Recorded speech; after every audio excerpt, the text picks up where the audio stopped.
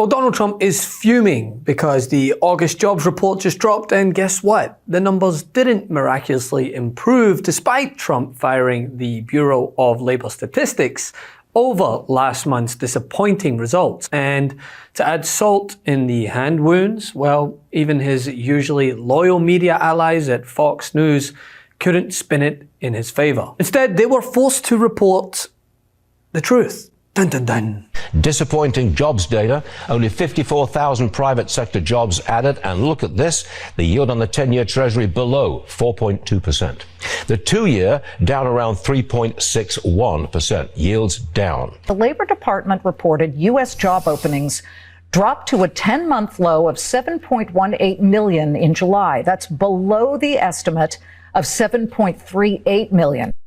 Oh, that's gonna hurt! The latest data shows that US employers added only a modest number of jobs, around 75,000, mirroring July's weak 73,000 gains that cost someone their job. Now, economists had predicted at least 100,000 jobs, but hiring remains tepid at the moment. Most notably, the private sector has come under intense scrutiny, considering ADP's private sector report clocked an underwhelming 54,000 new roles, with job openings falling to a 10-month low, while the unemployed outnumber available positions for the first time since the pandemic. Unemployment claims ticked up to 237,000, with the market now almost fully reliant on a Federal Reserve interest cut to prevent even more catastrophes unfolding. Tomorrow, we are getting a private payrolls report, which is the ADP report, the precursor to Friday's big jobs report from the government. So ADP is estimated to show that the economy added 70,000 jobs to the private sector. And the August jobs report, one day later, expected to show 75,000 jobs were added, the unemployment rate ticking up 0.1% from the previous month to 4.3%. Another flashing yellow light when it comes to the job market, because not only has hiring really dried up, but announced layoffs remain very high. So during the month of August, almost 86,000 announced layoffs by U.S.-based employers. That is up 39% from July, also higher than last August. In fact, this is the most for any August since 2020. Of course, that was during a once-in-a-century health crisis. So where are the layoffs? Well, Challenger Gray and Christmas found that a number of different sectors have laid off more people than they did at this point last year, including finance. But look at pharmaceuticals, more than double the announced layoffs from this point last year. Retail, nonprofits, and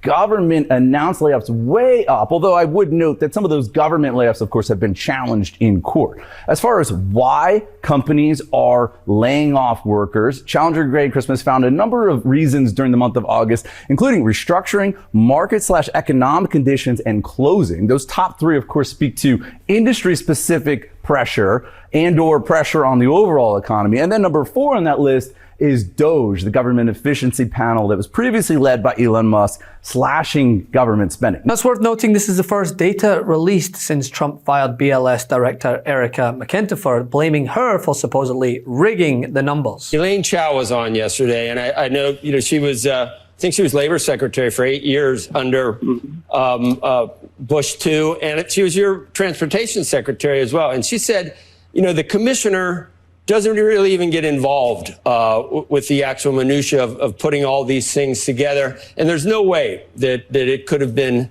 that she could have chosen to rig these numbers to make them look bad. And these are statistical changes based on this antiquated system, and it's just a big leap to go to rigged. And then it also, Mr. President, it makes anyone you pick is going to be, critics are going to say, hey, he's picking a guy that's going to give him or a gal that's giving him the numbers that he wants. So it undermines confidence in the system to some extent. You had, according to many people, all the rights in the world to try to replace a commissioner when hasn't gotten any better. But that is maybe a bridge too far, according to most people. But the jobs report, well, it's unchanged. And the output, it's still lukewarm, even with one of Trump's minions doing the tallying. And the slowdown isn't minor at all, especially when you compare it to previous administrations. Well, I'm just stunned at another number in this report, and that is the downward revision to the June figure from 147,000 to just 14,000. So looking over the last 3 months, we've got 73,000 in July, 14,000 in June, and 19,000 in May. Those are incredibly weak headline numbers, and that's the total, not just private jobs. So this is a very soft report. And I guess what I'm really blown away by is that July generally is a report where the seasonals are such that you can surprise on the upside very easily, because 1 million people roughly drop out of the labor force with the school year, the school vacation. So that sets a very low seasonal bar for the data to clear, and clearly we tripped over the bar. All right, we are just about getting these numbers shortly. We're waiting on the jobs numbers, where we're expecting 180,000 jobs created in the month of January, and the unemployment rate to tick higher to 3.8%. We are watching the revisions, of course, and we're also looking at production. You got the numbers? Wow. All right, let's get right to Cheryl. Go ahead, This is something. 353,000 non-farm jobs. I had to seriously double check this, guys. 353,000 jobs added in the first month of the year. Unemployment stays at 3.7%. What a blowout report. The employers adding 216,000 jobs in December, up from the 175,000 that economists expected. The jobless rate remains at 3.7%. During Biden's presidency, monthly job growth averaged over 400,000 in his first 2 years, held above 200,000 even in 2023-2024. So even when you take into consideration the bounce back from COVID, his month-to-month job growth far surpassed the numbers of how many previous Republican administrations again, Gavin? I will tell you, on every measure, from the economy, inflation, borders, energy, national security, he's missing in action. Let's talk about them in order. Let's hang on. Wait, but I want to challenge the premise. You said the economy, 13.1 million jobs he's created. More. These are post-COVID jobs. Okay. You know that. Well, I mean, that's an artificial number. No. Then let me stipulate this as an opportunity to engage civilly on this. Okay. Fair point. Your president, Donald Trump, lost 2.6 million jobs during his 4 years. We've created 13.1 million. Fine, you can maintain a COVID frame. How about the fact that Joe Biden's created more jobs, 6 times more jobs than the previous 3 Republican presidents combined? Are you going to tell me that the... Meanwhile, under Trump, even before the pandemic, the average hovered closer to 180,000 per month. So, in other words, Trump's current numbers aren't just weak by economist standards, they are weak by his own historical ones. And they pale in comparison to Biden's record, even when factoring in post-pandemic recovery. So despite all the personnel theatrics and policy posturing, the August numbers report delivered more of the same, representative of a market that's sputtering, not sprinting. Just in, new data painting an increasingly worrisome picture for the U.S. jobs market. For the first time in years, job seekers are outnumbering job openings. CNN's Vanessa Yurkevich is following this story for us. What are you seeing here, Vanessa?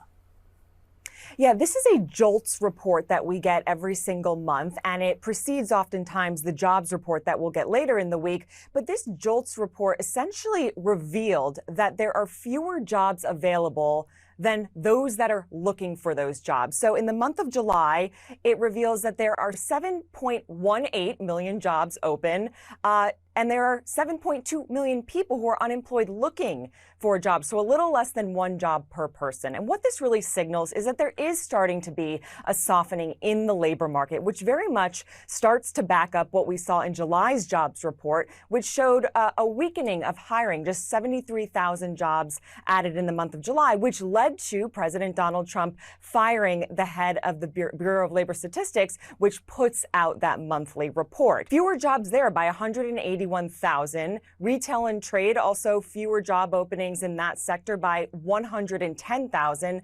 Mining and lodging, fewer jobs by 13,000. And then you can see there are pickups in construction, manufacturing, and wholesale. As I mentioned, Brianna, this report, this JOLTS report, is just before the big jobs report on Friday, which will tell us just how many jobs were added. We have an economy that, despite what Trump's propagandists claim, has saw prices go up, inflation spike, and job numbers stall. For the Democrats, look, prices are coming down. It's not going to happen immediately, but people are actually feeling it out there. This is the thing they should have been paying attention to A year ago, when the American people were saying, inflation is really high, it's coming down with Donald Trump. We see the numbers all over the place. All right, there's more breaking news coming into the Situation Room right now. Walmart warning this morning it's raising some prices because of tariffs. Under the policies of Donald Trump and House Republicans, prices have gone up, up, and up. The latest inflation report shows that core CPI rose by the highest it's been since the last 6 months. Energy prices have gone up. Electricity is skyrocketing in a number of areas, more than doubling the pace of inflation in some of these areas. We know food prices have gone up. For example, 1 pound of beef has gone up 12.8% in the last 6 months. 1 pound of chicken breast has gone up nearly 6% in the last 6 months. And if you want to finance a new car with a car loan, it's gone up about $400 in the last 6 or 7 months. And what is Donald Trump and House Republicans doing about it? Nothing. In fact, House Republicans today on the Judiciary Committee are holding a hearing on European laws in Europe that govern what Europeans can say about speech. That's what they're talking about, instead of addressing inflation or the Epstein files. And then Trump's tariffs are going to make these costs even worse. We're asking House Republicans and Donald Trump to focus on what the American people want, which is to bring down costs. I mean, even if Trump's cheerleaders at Fox can't spin it into a win, well, that should be your clearest signal yet that it's bad. Want to stay plugged in? Become a subscriber to our Substack at MeidasPlus.com. You'll get daily recaps from Ron Filipkowski, ad-free episodes of our podcast, and more exclusive content only available at MeidasPlus.com.